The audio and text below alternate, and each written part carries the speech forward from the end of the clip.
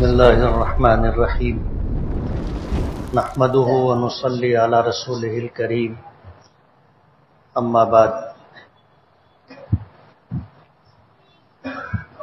اعوذ بالله من الشيطان الرجيم يا ايها الذين آمنوا قوا انفسكم واهليكم نارا وقال النبي صلى الله عليه وسلم بعثت لأتمم مكارم الأخلاق صدق الله العظيم وصدق رسوله النبي الكريم۔ بزرگان محترم اور عزیز دوستو، دنیا کے حالات کیسے ہیں غالباً سب کو ہی اس بات کا پتہ ہے، اور خاص طور پر ہمارے ملک کے حالات کیسے ہیں اخبار پڑھنے والے، خبریں سننے والے ایک دوسرے سے حالات پر تجزیہ اور تبصرہ کرنے والے اس بات سے بخوبی واقف ہے کہ آج حالات انتہائی نامساعد ہیں، لیکن ہمارے یہاں مایوسی نہیں ہے۔ ملت اسلامیہ ایسے صبر و آزما حالات سے گزرتی رہی، ہماری تاریخ رہی ہے، اور ہماری تاریخ 1400 سال پر محیط ہے۔ یہ کوئی دن دو دن کی بات نہیں ہے، یہ کوئی نصف صدی اور ایک صدی کا واقعہ نہیں ہے۔ 14 صدیاں گزر گئی، 15ویں صدی سے ہم لوگ گزر رہے ہیں، اس لیے ہماری تاریخ رہی ہے ہم نشیب و فراز سے گزرتے رہے اور صبر و آزما حالات سے مقابلہ کرتے رہے، اور ہماری تاریخ کا یہ سب سے روشن پہلو ہے کہ جب ہم صبر و آزما حالات میں رہے اور ہم نے صبر کیا اور شعور و آگہی کے ساتھ مستقبل کے لیے ہم نے پروگرام طے کیا تو حالات بدلے، اور اللہ پاک نے عروج عطا فرمایا، اللہ نے تحفظ عطا فرمایا، اللہ تعالیٰ نے کام کرنے کے لیے میدان عطا کیا۔ لیکن یہ اس وقت رہا جب ہم صبر کے ساتھ شعور اور آگہی کے پیش نظر آگے بڑھے، اور اگر ہم مرعوب ہو گئے، خوف زدہ ہو گئے، صبر کا دامن ہم نے چھوڑ کر جذباتیت کے ساتھ ہم نے کوئی فیصلہ کیا تو تاریخ میں یہ بھی رہا ہے کہ ہم نے ہمیشہ نقصان اٹھایا۔ جذبات سے مغلوب ہو کر کے فیصلہ کرنا عموماً نقصان دہ ثابت ہوتا ہے، تو سوچ سمجھ کر کے شعور و آگہی کے ساتھ آگے بڑھنا ہماری ذمہ داری ہے۔ آج ملت اسلامیہ میں اصلاح ہو، خوشگوار تبدیلی آئے، ایک اچھا انقلاب برپا ہو اور ملت اسلامیہ اپنا کھویا ہوا وقار حاصل کر سکے اور عظمت کی بلندیوں پر جیسے ماضی میں تھی پھر سے ملت اسلامیہ عظمت کی بلندیوں تک پہنچے، اس کے لیے ہمیں 1400 سال پہلے جانا پڑے گا۔ نبی کریم صلی اللہ علیہ وسلم کی سیرت، آپ کی زندگی، صحابہ کرام رضوان اللہ تعالی علیہ مجمعین کے صبر و عزمہ حالات میں فیصلے، اسے دیکھ کر کے ہمیں مستقبل کے لیے لائے عمل طے کرنا ہوگا۔ آپ اندازہ کریں، نبی کریم صلی اللہ علیہ وسلم تنہا تھے، آپ کے دستے حق پرست پر ایمان قبول کرنے والی سب سے پہلے ایک خاتون تھی، حضرت خدیجۃ الکبریٰ رضی اللہ تعالی عنہ۔ باشعور مردوں میں حضرت ابو بکر صدیق رضی اللہ تعالی عنہ، جو حضور کے دوست تھے، ساتھی تھے۔ بچوں میں حضرت علی رضی اللہ تعالی عنہ، جو حضور کی پرورش میں تھے۔ غلاموں میں حضرت بلال رضی اللہ تعالی، یعنی سماج کے آپ طبقات کو دیکھو گے تو یہ چیز دکھ کر کے آئے گی کہ سب سے پہلے آپ پر ایمان لانے والی اور آپ کی کاز کی حمایت کرنے والی آپ کی بیوی تھی، آپ کی بات کی تصدیق کرنے والے اور آپ کی بات کو مان کر آپ کا ساتھ دینے کا فیصلہ کرنے والے آپ کے دوست تھے، بچوں میں آپ کی بات قبول کرنے والے وہ بچے جو ان کی حضور کی پرورش میں تھے، اور غلاموں میں وہ غلام جنہوں نے نبی کریم صلی اللہ علیہ وسلم کو بہت قریب سے دیکھا تھا، پرکھا تھا، انہوں نے ایمان قبول کیا۔ یعنی گھر کے لوگوں نے، قریبی تعلق رکھنے والوں نے سب سے پہلے اتفاق کیا تھا۔ نبی کریم صلی اللہ علیہ وسلم کی ذات گرامی تھی ہی ایسی کہ جنہوں نے قریب آ کر کے دیکھا وہ ہلکا بگوش اسلام ہو گئے۔ آج موجودہ حالات میں اگر ہم کو خوشگوار تبدیلی لانا ہے تو ہم نے یہ دیکھا ہے کہ لوگوں کے پاس بڑی بڑی تفصیلی اسکیمیں ہیں کہ اگر ایسا کریں گے تو یہ ہو سکتا ہے، ایسا کریں گے تو یہ ہو سکتا ہے۔ تدبیروں کے درجے میں، پروگرام کے درجے میں بہت ساری تفصیلات، بہت ساری چیزیں لوگوں کی طرف سے امت کو دی جا رہی ہے۔ لکھنے والے لکھ بھی رہے ہیں، بولنے والے بول بھی رہے ہیں، پڑھنے والے پڑھ بھی رہے ہیں، سننے والے سن بھی رہے ہیں، لیکن تبدیلی نہیں آ رہی۔ نبی کریم صلی اللہ علیہ وسلم کی سیرت مبارکہ سے جو چیز ماخوذ ہے اور جس کی نشاندہی علماء کرام نے کی ہے وہ یہ کہ آدمی کو اصلاح کی شروعات اور آغاز اپنی ذات سے کرنا چاہیے، اور یہی بات قرآن کریم میں بھی کہی کہ یا ایھا الذین آمنوا قوا انفسکم، کیا ایمان والو اپنے آپ کو جہنم کی آگ سے بچاؤ، وَأَهْلِيكُمْ، اور اپنے گھر والوں کو بچاؤ۔ آج حالات ایسے ہیں کہ کہنے والا جو بات کہتا ہے خود اس پر عمل نہیں کر رہا ہوتا ہے، اور وہ یہ چاہتا ہے کہ دوسرے اس پر عمل کریں۔ اس کا کہنا، اس کا لکھنا دوسروں کے لیے ہوتا ہے، اپنے لیے نہیں ہوتا۔ اصلاح کا آغاز اپنی ذات سے، یہی قرآن کریم میں اللہ پاک کا حکم ہے کہ یا ایھا الذین آمنوا قوا انفسکم، اے ایمان والو اپنے آپ کو جہنم کی آگ سے بچاؤ، یعنی مجھے سب سے پہلے اپنی فکر کرنی چاہیے، سب سے پہلے اپنی فکر کرنی چاہیے۔ اللہ نے اپنے قدرت سے اس کائنات کو بنایا ہے، اور تفصیل آپ سن چکے کہ اللہ نے 6 دن کے اندر یہ پوری کائنات بنائی، 6 دن میں پوری کائنات بنائی، اور یہودیوں نے یہ کہا کہ 6 دن بنانے کے بعد تھک گئے تھے تو سنیچر کو آرام کیا تھا، اس لیے ان کے یہاں سنیچر کو چھٹی ہوتی ہے۔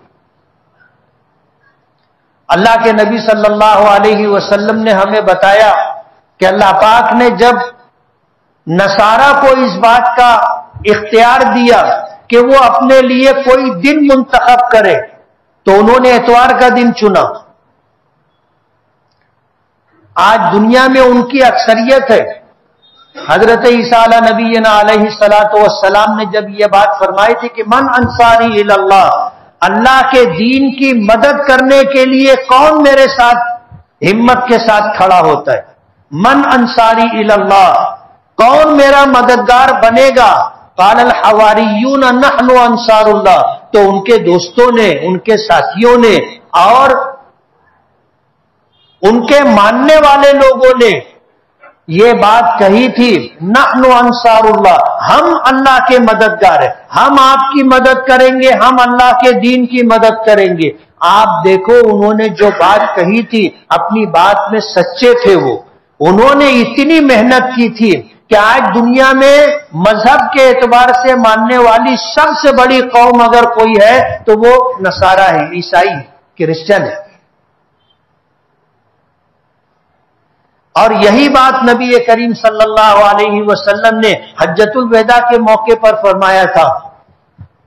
الا فلیبلغ الشاہد منکم الغائب، سنو جو یہاں اس وقت ہیں حاضر، میری یہ بات، میرا یہ پیغام دوسروں تک پہنچا دے.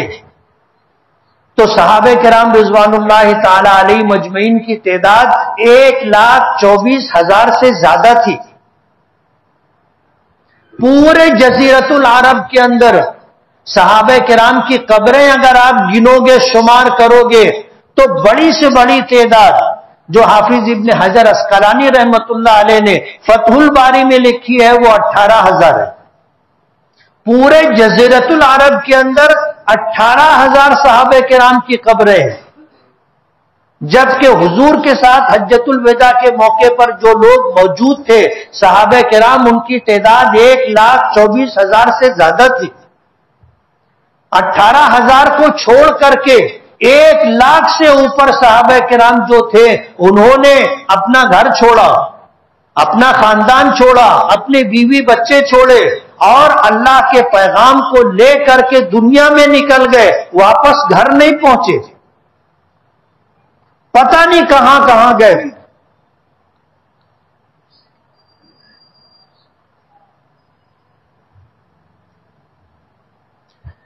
ان کی قبریں کہاں ہیں؟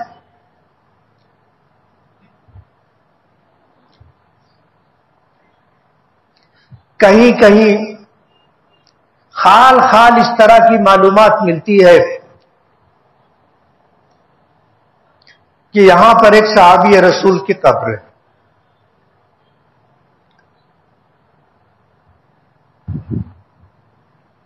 اللہ کے دین کا پیغام لے کر کے نکلے، گھر واپس نہیں گئے. تو آج دنیا میں عیسائیوں کے بعد اگر مذہب کے اعتبار سے ماننے والوں کی جو دوسری سب سے بڑی تعداد ہے وہ مسلمانوں کی ہے.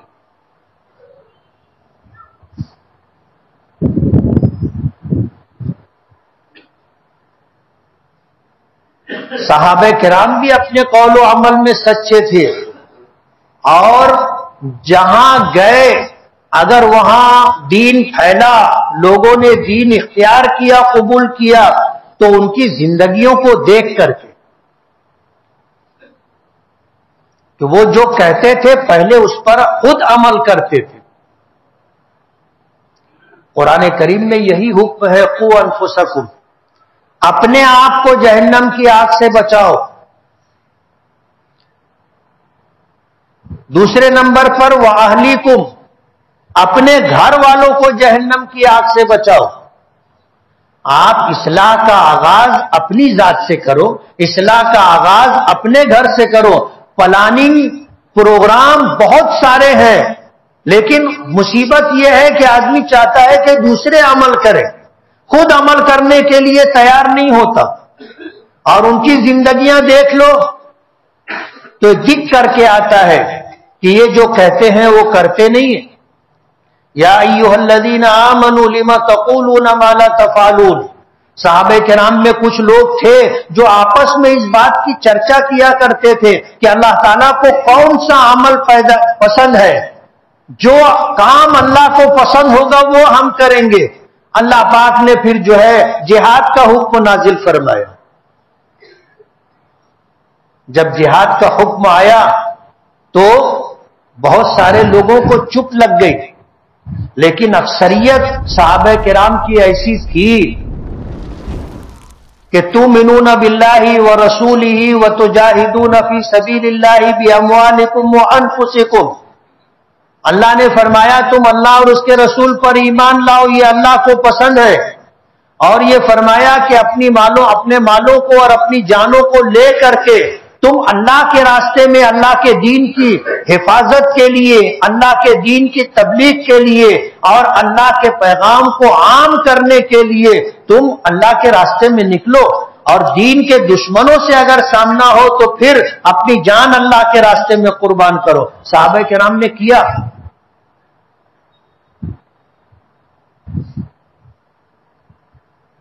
نبی کریم صلی اللہ علیہ وسلم کی زندگی میں ایک زمانہ وہ بھی تھا، حالات وہ بھی تھے کہ مدینے میں تھے اور مدینے میں رہتے ہوئے مسلمان خوف کی زندگی گزار رہے تھے. غزوہ خندق کا موقع تھا، غزوہ خندق کا موقع تھا اور خندق کے موقع پر حالات اس طرح کے تھے کہ مسلمانوں کے لیے اپنی حفاظت ایک بہت بڑا مسئلہ ہو گیا تھا.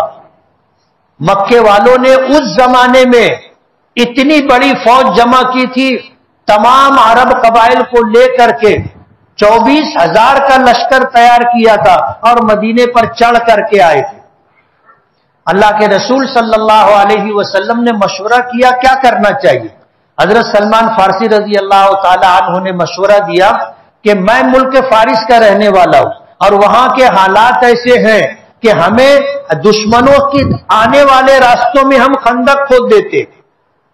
مدینے کے دو طرف کھجوروں کے گھنے باغات ہیں، ایک طرف پہاڑی سلسلہ ہے، ان تین طرف سے کوئی فوج آ نہیں سکتی متحد ہو کر کے. ایک طرف میدانی علاقہ ہے، ادھر خندق کھود دینا چاہیے تو کوئی بڑا لشکر مدینے میں داخل نہیں ہو سکے گا. نبی کریم صلی اللہ علیہ وسلم نے ان کی رائے کو قبول فرمایا اور ہر 10 آدمیوں کو ذمہ داری دی کہ 10 فٹ لمبی اور 10 فٹ چوڑی اور 8 گز گہری خندق کھودی جائے. 10 آدمیوں کو ذمہ داری دی. لوگ لگ گئے اپنے کام سے. خود نبی کریم صلی اللہ علیہ وسلم بنفس نفیس شریک تھے. ایک صحابہ کی ایک جماعت آئی 10 لوگوں کی، کہنے لگے کہ اللہ کے رسول ہم خندق کھود رہے تھے، پتھر کی ایک بڑی چٹان آ گئی اور اتنی سخت ہے کہ اس کو توڑنا مشکل ہو گیا. اللہ کے رسول صلی اللہ علیہ وسلم خود تشریف لے گئے. آپ نے کدال اٹھائی، اللہ کا نام لے کر کے جب کدال ماری تو پوری پتھر کی چٹان ریت کے ڈھیر کی طرح بکھر گئی. اسی درمیان وہ واقعہ بھی پیش آیا تھا کہ ایک صحابی آئے، آ کر اپنا پیٹ اٹھا کر کے، پیٹ کھول کر کے بتایا، کپڑا اٹھا کر کے، پیٹ پہ پتھر بندھا ہوا تھا. کہنے لگے اللہ کے رسول فاقہ ہے. حضور پاک صلی اللہ علیہ وسلم نے اپنا جب کپڑا اٹھایا تو آپ کے شکم مبارک پر 2 پتھر بندھے ہوئے تھے. یہیں پر وہ معجزہ بھی پیش آیا تھا کہ حضرت جابر ابن عبداللہ اپنے گھر گئے اور اپنی بیوی سے انہوں نے کہا کہ تجھے خدا کی قسم ہے اگر گھر میں کھانے کی کوئی چیز ہوگی تو بچا کر کے مت رکھنا. تو بیوی نے پوچھا کہ بات کیا ہے؟ تو کہنے لگے کہ میں نے اپنے آقا کو اس حالت میں دیکھا ہوں کہ مجھ سے برداشت نہیں ہو.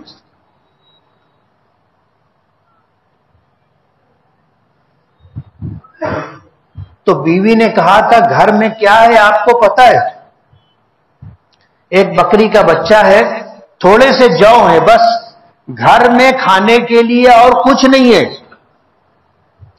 تو انہوں نے کہا کہ ٹھیک ہے تم جو پیسو اور میں بکری کا بچہ ذبح کرتا ہوں. اور اس کے بعد پھر میاں بیوی کا مشورہ ہوا اور مشورے کے مطابق جا کر کے حضرت جابر نے حضور سے عرض کیا کہ اللہ کے رسول میں نے گھر پر کچھ کھانے کا انتظام کیا ہے، آپ اور آپ کے ساتھ 2-4 لوگ آ کر کھانا تناول کر لیں. تو حضور نے سنا اور اعلان فرمایا کہ بھائی جابر کے گھر سب کی دعوت ہے. حضرت جابر رضی اللہ تعالیٰ عنہ پریشان ہو گئے کہ اب میں نے 2-4 لوگوں کے لیے انتظام کیا اور حضور کو میں نے عرض کیا کہ اللہ کے رسول آپ اور آپ کے ساتھ 2-4 لوگ. حضور نے تو سب کو دعوت دے دی. گھر گئے بھاگے بھاگے، بیوی سے کہنے لگے کہ بات ایسا ہو گیا. تو بیوی نے کہا کہ آپ نے کہا کیا تھا؟ تو بتایا کہ میں نے کہا تھا کہ اللہ کے رسول آپ اور آپ کے ساتھ 2-4 لوگ. تو بیوی نے کہا کہ حضور کو اور 2-4 لوگوں کو جن کو ہم نے دعوت دی ہے ان کو کھلانے کی ذمہ داری ہماری. اور جن کو حضور نے دعوت دی ہے ان کو کھلانے کی ذمہ داری حضور کی. ہم نے تو سب کو دعوت نہیں دی. نبی کریم صلی اللہ علیہ وسلم نے ایک صحابی کو پیچھے سے بھیجا اور کہا کہ جا کر کے کہنا کہ آٹے کے اوپر جو گیلا کپڑا رکھا جاتا ہے کہ اوپر سے آٹا خشک گندا ہوا آٹا خشک نہ ہو. کہا کہ کہنا کہ وہ کپڑا اس پر سے ہٹایا نہ جائے اور ہانڈی جو آگ پر رکھی ہے اس کا ڈھکن کھولا نہ جائے، میں آتا ہوں. اللہ کے رسول صلی اللہ علیہ وسلم پہنچے. بخاری شریف کی روایت ہے کہ آپ نے کچھ پڑھا اور اس کے بعد آپ نے ہانڈی کا ڈھکن ہٹا کر کے اپنا لعاب مبارک ڈالا اور اس کے بعد آٹے کا کپڑا ہٹایا اور اپنا لعاب مبارک ڈال کر کے کپڑا برابر کیا اور ان سے کہا کہ تم روٹی پکاتے رہو. جابر ابن عبداللہ کی بیوی جو ہے وہ روٹی پکاتی رہی اور نبی کریم صلی اللہ علیہ وسلم اپنے ہاتھوں سے برتن میں روٹی توڑتے اور اپنے ہاتھوں سے شوربہ ڈالتے رہے اور 10 لوگوں کو بٹھاتے رہے ایک خان میں کہ 10 آدمی کھاتے رہو. لوگ آتے رہے، کھاتے رہے اور کھا کر کے جاتے رہے. سبھی لوگوں نے کھانا کھا لیا اور حضرت جابر قسم کھا کر کے کہتے ہیں کہ قسم ہے اس ذات کی جس کے قبضہ قدرت میں ہماری جان ہے، ہانڈی جس طرح ابل رہی تھی اسی طرح ابلتی رہی اور آٹے پر جو کپڑا رکھا گیا تھا وہ کپڑا اسی طرح رہا، کپڑے میں جھول بھی نہیں آیا، جیسا تھا اسی طرح کپڑا رہا. اور سب لوگوں نے کھانا کھا لیا جو خندق کھود رہے تھے. کسی نے حضرت جابر رضی اللہ تعالی عنہ سے پوچھا کہ کھانے والے کتنے لوگ تھے؟ کہا کہ کھانے والے تو ہزاروں لوگ تھے، لیکن خدا کی قسم اگر لاکھوں لوگ بھی ہوتے تو سب کو وہ کھانا کافی ہو جاتا. یہ معجزہ تھا. حالات ایسے تھے، سخت سردی کا موسم تھا، لوگ بھوکے تھے. ایسے وقت میں جس وقت آپ نے کدال ماری تھی اس پتھر کی چٹان پر تو جو چنگاری اس میں سے نکلی تھی، ہوتا ہے پتھر پر آپ کدال مارو، سخت پتھر پر کدال پڑے تو چنگاری نکلتی ہے. جو روشنی تھوڑی بہت تھی، حضور نے فرمایا کہ اللہ تعالیٰ نے مجھے اس روشنی میں ملک روم اور شام دکھائے، اللہ ہماری حکومت اور سلطنت وہاں تک پہنچائے گا. تو منافقین اور یہودیوں نے مذاق اڑایا تھا اور کہا تھا کہ اپنے گھر میں خوف کی زندگی گزار رہے، کھانے کو کھانا میسر نہیں ہے، تن ڈھانکنے کو کپڑا نصیب نہیں ہے اور خوف کی حالت میں ہے کہ دشمن ادھر سے آ جائے گا، ادھر سے آ جائے گا، ادھر سے آ جائے گا. اور بات کرتے ملک شام اور ملک روم کی. ایک زمانہ یہ تھا کہ لوگ تانے دے رہے تھے جان بچانا مشکل ہے اور ملک روم اور ملک شام فتح کرنے کی بات کر رہے ہیں، لیکن اللہ کے رسول کی زبان مبارک سے نکلی ہوئی بات سچ ثابت ہوئی. ہمارا تو ایمان ہے، عقیدہ ہے، لیکن تاریخ اس بات کی گواہی اور شہادت دیتی ہے کہ اللہ کے رسول نے جو فرمایا تھا وہ ہو کر کے رہا. حضور کا زمانہ گزرا، مکہ فتح ہو چکا تھا. ابو بکر کا زمانہ آیا، جہاد کا تسلسل تھا. حضرت عمر کا زمانہ آیا، جہاد ہوتے رہے اور اللہ نے اپنے نبی کی بات سچ ثابت کر دی. عراق فتح ہوا، مصر فتح ہوا، شام فتح ہوا، روم فتح ہوا اور اسلامی حکومت اور اقتدار حضرت عمر کے زمانے میں 25 لاکھ مربع میل پر تھی. کہاں تو گھر میں لوگ گھر میں خوف زدہ رہتے تھے کہ کہیں حملہ نہ ہو جائے. حضور کی حفاظت کے لیے دروازے پر رات بھر صحابہ کرام پہرا دیا کرتے تھے. لیکن جو انقلاب آیا وہ اپنی ذات سے آیا. کہ لوگوں، اے ایمان والو، اپنے آپ کو جہنم کی آگ سے بچاؤ، اپنے گھر والوں کو جہنم کی آگ سے بچاؤ. اور صحابہ کرام نے یہی کیا. اور جب جب اسلامی تاریخ اٹھا کر کے دیکھ لو، لوگوں میں جب یہ بات آئی کہ اللہ اور اس کے رسول پر ایمان کی پختگی اور اسی کے ساتھ اللہ کے راستے میں اپنی جان اپنا مال قربان کرنے کے لیے آدمی تیار ہو جائے، پھر دنیا کی کوئی طاقت اس کو روک نہیں سکتی۔ غزوہ بدر میں آپ دیکھو، مشرکین مکہ کی طرف سے مبارزت کے ساتھ لوگ سامنے آئے، ون بائی ون۔ ایک آدمی ادھر سے نکل کر کے آ کے اس نے چیلنج کیا کہ ہے مجھ سے مقابلہ کرنے والا کوئی؟ 4 آدمی ادھر سے نکل کر کے آئے، انصار ادھر سے مسلمانوں کی طرف سے 4 لوگ گئے، تو انہوں نے پوچھا کہ تم کون ہو؟ مکے کے لوگوں نے پوچھا تم کون ہو؟ تو وہ کہنے لگے کہ ہم انصاری لوگ ہیں، مدینے کے رہنے والے۔ بولے ہمارا تم سے کوئی جھگڑا نہیں،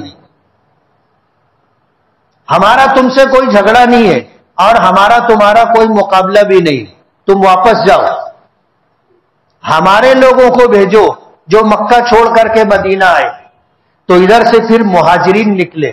ایک مکے والوں کی طرف سے جو شخص تھا، اس زمانے کا نامی گرامی پہلوان تھا، مرحب، حضرت علی اس کے مقابلے میں گئے تو اس نے حضرت علی کو پوچھا کہ مجھ کو پہچانتا ہے میں کون ہوں؟ میں وہ شخص ہوں کہ پورے جزیرت العرب میں یہ مشہور ہے کہ میں 100 مردوں پر بھاری ہوں، 100 لوگوں سے اکیلا مقابلہ کر سکتا ہوں، مجھ کو جانتا ہے تو حضرت علی نے کہا تھا کہ ہاں جانتا ہوں۔ تو مجھے جانتا ہے کہ میں کون ہوں؟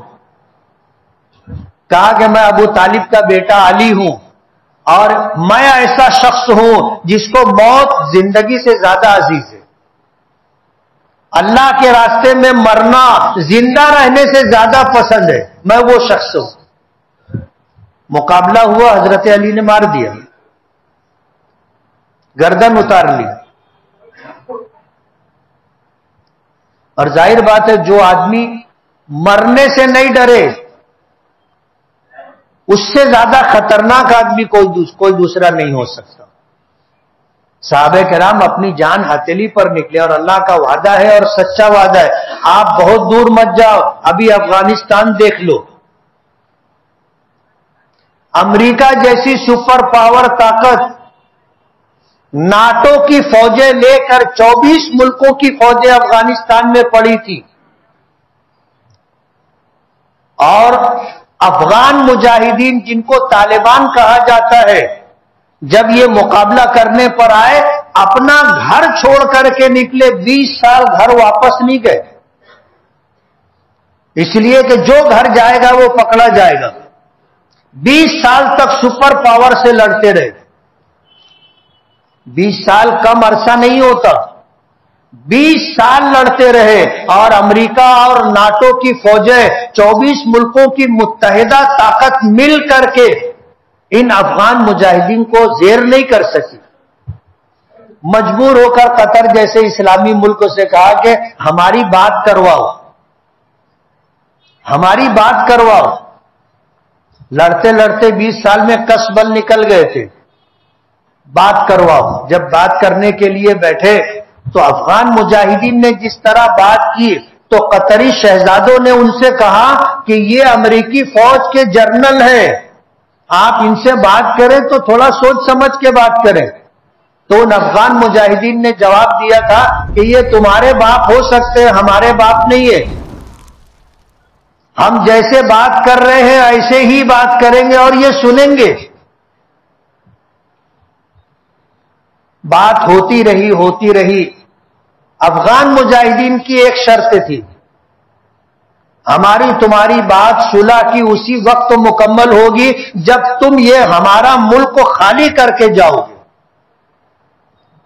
امریکی فوج نے انکار کر دیا تو یہ کھڑے ہو گئے، کہنے لگے 20 سال اور لڑ لو، 20 سال کے بعد پھر بیٹھیں گے۔ ابھی 20 سال لڑے، تم نے ہمارا کیا بگاڑ لیا؟ 20 سال اور لڑیں گے، 20 سال کے بعد بات کریں گے، بات ختم۔ تو ان کو منت کرنی پڑی، خوشامد کرنی پڑی کہ بیٹھو بات کرو۔ انہوں نے اپنی بات منوا لی کہ تم ہمارا ملک کو خالی کر کے جاؤ گے۔ دنیا کی سپر پاور طاقت کے ساتھ نامی گرامی جتنے ملک ہیں، امریکہ ہے، امریکہ کے ساتھ انگلینڈ ہے، جرمنی ہے، فرانس ہے، آسٹریلیا ہے، یہ جتنے ممالک ہیں سب کی فوج تھی. ماننا پڑا کہ ٹھیک ہے ہم جا رہے ہیں، اور گئے تو ایسی بدحواسی میں گئے کہ اپنا سب چھوڑ کر کے چلے گئے نا. 20 سال میں جو اسلحہ اکٹھا کیا تھا وہ لے جا بھی نہیں سکے، چھوڑ کر کے چلے گئے. اللہ کا وعدہ سچا ہے، تؤمنون باللہ ورسولہ وتجاہدون فی سبیل اللہ باموالکم وانفسکم، کہ تم اللہ اس کے رسول پر ایمان لاؤ اپنے مالوں کے ذریعے، اپنی جانوں کے ذریعے، اللہ کے راستے میں اللہ کے دین کی تبلیغ، اللہ کے دین کی نشر و اشاعت، اللہ کے دین کی حفاظت و بقا، اللہ کے دین کی سربلندی کے لیے جد و جہد اور کوشش کرو. جہاں مال لگانا ہو مال لگاؤ، جہاں جان لگانی ہو وہاں جان لگاؤ، اللہ تمہیں سربلندی دے گا. اللہ اپنے وعدے میں سچے. 1400 سال پہلے کی تاریخ تو ہے، قریب کی تاریخ افغانستان کی آپ دیکھ لو. دنیا حیران ہے، دنیا حیران ہے کہ کیا ہوا. لیکن پرچار اور چرچا اس لیے نہیں کہ ان کی ذلت اور رسوائی کی بات ہے. کیا ہے افغانیوں کے پاس؟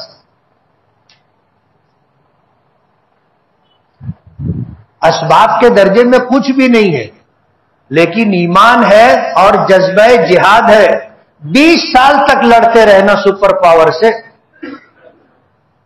دنیا کی 24 ملکوں کی طاقت کے ساتھ افغانستان میں جو ان افغان مجاہدین کے مخالفین تھے ان کی حکومت تھی، اور وہ سب کچھ ہر طریقے سے ان کی مدد کر رہے تھے، تو وہ افغان مجاہدین سے جیت نہیں سکے. کہتے ہیں نا جب آدمی، حضرت علی کا وہ مقولہ کہ میں وہ شخص ہوں جس کو موت زندگی سے زیادہ پسند ہے، اس سے زیادہ خطرناک کوئی شخص نہیں ہو سکتا. اصلاح کا آغاز اپنی ذات سے کرو، اپنے گھر والوں سے کرو. بہت ساری کوششیں ہیں لوگوں کو بنانے کی، سنوارنے کی، خوشگوار انقلاب لانے کی، بہترین تبدیلی لانے کی، لوگوں کی اصلاح کی، لیکن اس سے زیادہ مؤثر کوئی تدبیر نہیں ہے. ہم اپنی ذات سے اصلاح کا آغاز کریں. پہلے ہم طے کر لیں کہ ہم اللہ اس کے رسول پر ایمان رکھیں گے، اور اللہ کے راستے میں ضرورت پڑے گی مال قربان کریں گے، ضرورت پڑے گی جان قربان کریں گے، اور اللہ اس کے رسول کی تابع داری و فرما برداری کریں گے، اور اپنے گھر والوں سے کروائیں گے. اصلاح کی شروعات ہو جائے گی. اتنے لوگ ہیں، ہزاروں لوگ ہیں، اور ہم نے اگر یہ طے کر لیا کہ اصلاح کا آغاز اپنی ذات سے اور اپنے گھر سے، تبدیلی آ جائے گی، تبدیلی آ جائے گی. بس ہمیں طے کرنا ہے کہ ہم وہ نبوی نسخہ جو 1400 سال پہلے آزمایا گیا، قرآن کریم میں اللہ کا وہ حکم جو ہمیں دیا گیا کہ اپنے آپ کو اور اپنے گھر والوں کو جہنم کی آگ سے بچاؤ. قرآن کریم میں سورہ مائدہ میں ہے، یا ایھا الذین آمنوا علیکم انفسکم، کہ اے لوگوں پہلے اپنی فکر کرو. لا یضرکم من ضل اذا اهتدیتم، جب تم ہدایت کے راستے پر آ جاؤ گے تو لوگوں کی گمراہی تم کو کوئی نقصان نہیں پہنچا سکے گی. تم پہلے اپنی فکر کرو، اپنے گھر والوں کی فکر کرو. دنیا میں جو برائیاں ہیں، سماج میں جو برائیاں عام ہیں، اس سے تمہارا کچھ نہیں بگڑے گا. تم پہلے اپنی فکر کرو. آج ضرورت اسی بات کی. ہم انتظار کر رہے ہیں کہ لوگ نمازی بنے، خود نماز نہیں پڑھتے. گھر والوں کو نماز کا عادی بنانے کی فکر نہیں ہے. ہم چاہتے ہیں کہ مسجد بھر جائے اور خود مسجد آتے نہیں ہیں. اپنی ذات سے آغاز کرو، کام کی شروعات ہو جائے گی، اور انشاءاللہ خوشگوار تبدیلی اور انقلاب آئے گا. ہر سطح سے کوششیں ہو رہی ہے. مدرسوں کی لائن سے علماء کرام بچوں کو تیار کر رہے ہیں. ایک عالم تیار ہوگا ہزاروں کی اصلاح کا ذریعہ بنے گا. ایک عالم تیار ہوگا ہزاروں مسلمانوں کے بچوں کو قرآن کی بنیادی تعلیم دے گا, دین کی بنیادی تعلیم دے گا. بزرگان دین اولیاء کرام خانقاہوں سے کوشش کر رہے ہیں کہ اللہ اللہ کرنے والے لوگ تیار ہو جائیں. اللہ کا ذکر کریں گے, دل صاف ہوگا, نمازوں میں جان آئے گی, روزے زکوٰۃ اور حج زندہ ہوں گے. تبلیغی جماعت کے ذریعے سے کوشش ہو رہی ہے, عمومی کوشش ہو رہی ہے کہ لوگوں میں ایمان آئے, لوگوں میں اسلام آئے, لوگوں میں نماز آئے, لوگوں میں اخلاص پیدا ہو, لوگوں میں ذکر کرنے کا شوق پیدا ہو, لوگوں میں اللہ کے راستے میں نکل کر کے لوگوں کے درمیان چل پھر کر کے دین کی بات لوگوں تک پہنچانے کا مزاج بنے. دعوت و تبلیغ کی لائن سے کوششیں کی جا رہی. آج ہندوستان بھر میں اجتماعات الحمدللہ ہو رہے ہیں. یہ بیچ کے 2-3 سال جو کورونا کے رہے, اس میں سب معاملہ ٹھنڈا رہا. اور دکھ کی بات یہ ہے کہ ہمارے دینی مراکز, تبلیغی مراکز بھی متاثر ہوئے. لیکن ظاہر بات ہے حالات ہمیشہ یکساں نہیں رہتے, حالات بدلے. کورونا کا ٹائم تھا, ختم ہو گیا. اب الحمدللہ دعوت و تبلیغ کی لائن سے لوگوں میں چلت پھرت بھی ہو رہی ہے, اجتماعات بھی ہو رہے, اجتماعات بھی ہو رہے. ہمارے شہر میں بھی اجتماع ہے. ابھی پچھلے دنوں امراوتی میں اجتماع ہوا اور دوسرے علاقوں میں اجتماع ہوا. ناسک ضلع کا اجتماع مالیگاؤں میں ہے. دعوت و تبلیغ کی لائن سے محنت ہو رہی ہے. 15-16 دسمبر کو جو ہے, اسی مہینے کی 15-16 تاریخ کو اجتماع ہے. ہم سب کی ذمہ داری ہے کہ ہم اپنی فکر کریں, اپنے گھر والوں کی فکر کریں, اور دعوت و تبلیغ سے جو کوششیں کی جا رہی ہیں اس کی بھی مدد کریں. ہم خود بھی شرکت کریں, لوگوں کو بھی شرکت کی دعوت دیں. دین کا کام ہے, کوئی بھی کرے, ہمیں اس کی مدد کرنی چاہیے. ہمارا تو ایسا ماننا ہے کہ جو کام میں اکیلا نہیں کر سکتا, اگر اس کام کے کرنے میں کوئی میری مدد کر رہا ہے, مجھے اس کا شکر گزار ہونا چاہیے. مثال کے طور پر پتھر کی ایک چٹان ہے وزندار, میں اکیلا نہیں اٹھا سکتا, میں اٹھانے کی کوشش کر رہا ہوں, 2-4 لوگوں نے آ کر کے ہاتھ لگا کر کے اگر اسے اٹھا دیا تو مجھے تو ان کو گالیاں نہیں دینی چاہیے, ان سے جھگڑا نہیں کرنا چاہیے, ان کا شکر گزار ہونا چاہیے کہ میں یہ پتھر اٹھانا چاہتا تھا کہ یہاں سے اٹھا کر راستے سے ہٹا کر کنارے رکھ دوں, آپ نے میری مدد کی, اللہ آپ کو جزائے خیر. برابر ہے نا. اگر کوئی آدمی پتھر اٹھا رہا تھا, نہیں اٹھا سکا, کسی نے آ کر کے ہاتھ لگا دیا, اس سے جھگڑا کر دے, بولے کیوں ہاتھ لگایا, کیوں آ کر کے پتھر اٹھانے میں تو نے میری مدد کی. لوگ بولیں گے اس کا دماغ خراب ہو گیا, دیوانہ اور پاگل ہو گیا. شکر گزار ہوگا آدمی کہ میں اٹھا, میں کرنا چاہتا تھا, مجھ سے ہو نہیں رہا تھا, تم نے مدد کی تو میں یہ کام کر سکا, میں آپ کا شکر گزار ہوں, اللہ آپ کو جزائے خیر دے. یہ فطری بات ہے. دین کے معاملے میں بھی ایک دوسرے کی مدد کرنے چاہیے, یہ ہماری ذمہ داری ہے. اللہ کے رسول صلی اللہ علیہ وسلم نے فرمایا کہ تم میں سے جو جانتا ہو وہ نہ جاننے والوں کو بتائے. جو بات تم تک میں پہنچا رہا ہوں, تم یہ بات دوسروں تک پہنچاؤ. ایک دوسرے کی مدد کرنی چاہیے. ضرورت ہے اس بات کی ہم اپنے تمام تر معاملات میں اخلاص کو پیش نظر رکھ کر کے کام کریں, دین کے کام میں ایک دوسرے کی مدد کریں.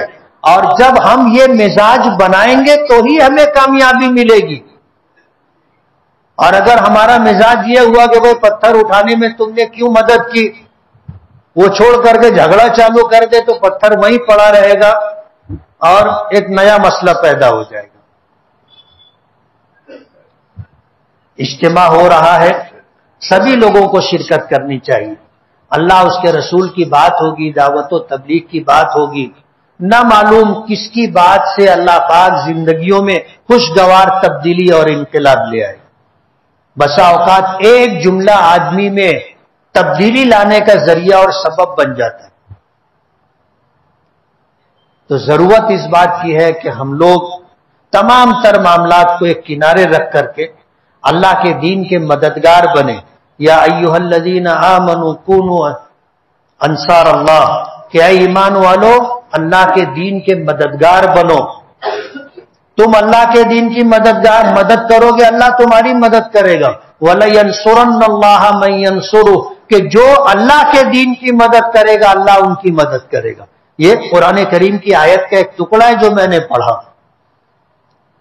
وَلَيَنْصُرَنَّ اللَّهُ مَن يَنْصُرُهُ وَلَيَنْصُرَنَّ اللَّهَ مَن يَنْصُرُهُ، کہ اللہ تعالیٰ ان کی ضرور بھی ضرور مدد کرے گا جو اللہ کے دین کی مدد کرے گا.